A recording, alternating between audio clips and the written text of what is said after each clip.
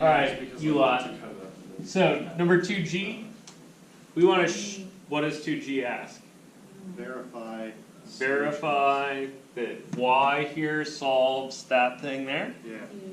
Okay, so first, I got some crucial step, double check that you wrote it down the right way. So, as I say this, you guys check. I got y equals c1 e to the x plus c2x plus 2 over x.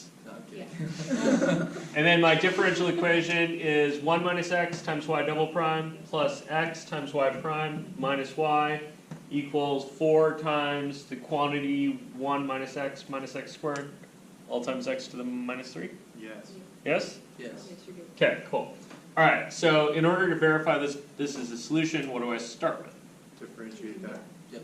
Derivatives over here. Do it twice. So y prime then is c1 e to the x plus c2 minus 2 over x. 2 over x squared. Go with that. Okay. Y double prime then is c1 e to the x Plus plus nothing, and then plus 4 over x cubed. Yep. Okay, and then these need to get plugged in there, right? Yeah. Okay, so I'm going to... Do you do that immediately, or can you like fiddle, plug, fiddle, plug? you can kind of fiddle plug. I'm probably just going to plug things in and see how it goes. So I'm going to start with just the left-hand side, right? So I'm going to say, all right, left-hand side, that's terrible handwriting, whatever, is 1 minus x times c1 e to the x plus 4 over x cubed. Yes? Okay, plus x times c1 e to the x plus c2 minus 2 over x squared. Yes? Yep. And then minus c1 e to the x. Yeah, I'm just going to do minus c2x minus 2 over x. Yes, yes? Yeah. Okay, and then there's some kind of hint thing you might notice. On the right-hand side of this equation, how many c1s and c2s are present? 7.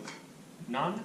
So probably everything with a c1 in it and everything with a c2 in it cancels, right? I mean, assuming that they're correct and that this is actually a solution. So I'm going to think like, all right, c1 stuff-wise here, right? I've got c1 e to the x times 1 minus x. You guys see that? And then... I forgot to distribute a negative.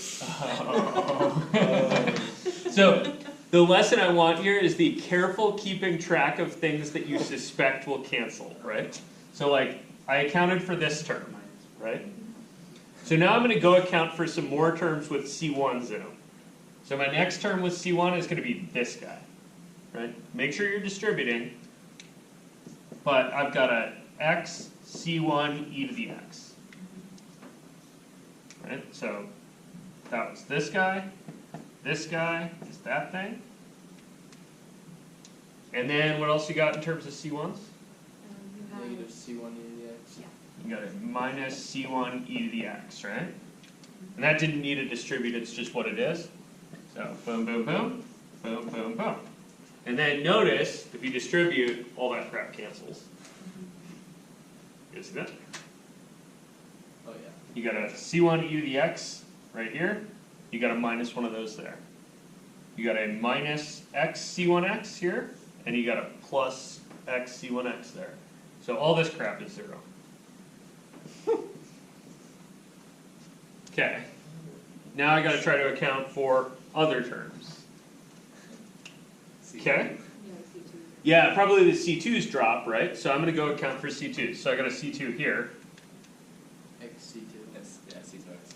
Yeah, that's just a C2x, right? And then we have a minus C2x. Oh yeah, and then there's a minus C2x here. So Sorry, no. that was this guy, that one came from there, those cancel, that's also 0. And then it's also promising because you have an x cubed in the denominator, which is what we're gonna need in the end. Yeah, you guys see that? So then I'm kind of just hoping basically that everything else, or the other 3 terms, rearrange to be what's in the Stop right hand now. side. Yeah, I mean honestly at this point, like that was so slick, it's almost not worth finding out that I can make algebra mistakes, which is really what the likely conclusion is. So I think the rest of my terms are a 4 times the quantity 1 minus x over x cubed. That's that guy. So check on that one. And then I need this guy. So I got a, Two Negative over x. 2. I got a, yeah, I'm gonna put it as negative 2x over x squared, but Yeah, because whatever. you're gonna have to put it back in anyway. Yeah. And then lastly, I got a minus 2 over x. And then you gotta like bust out your common bottom skills. So, common bottom there is x cubed. Yeah. So I got 4 times 1 minus x, and then minus 2x squared, and minus 2 X squared. Yeah, there- x squared? Good, cool. So, I got a 4 minus 4x minus 4x squared all told, all over x cubed. They wrote it in the same order. Check. Right. Wow. So there is a little bit.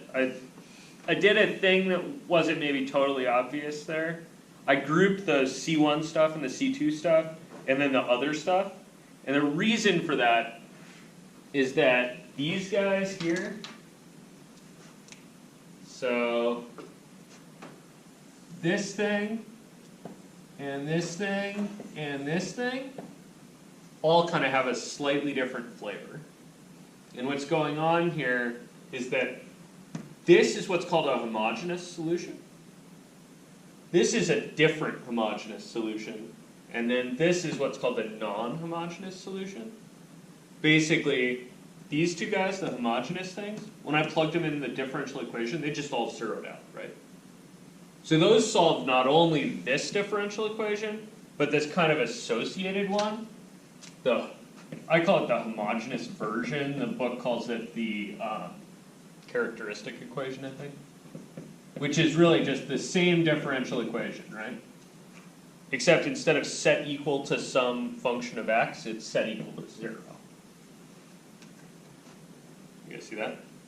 And these two guys solve, not only kind of help the fancy one up top, but they just straight solve this easier guy down here. And that's actually how we're going to build solutions to differential equations. If we've got some crap on the other side there.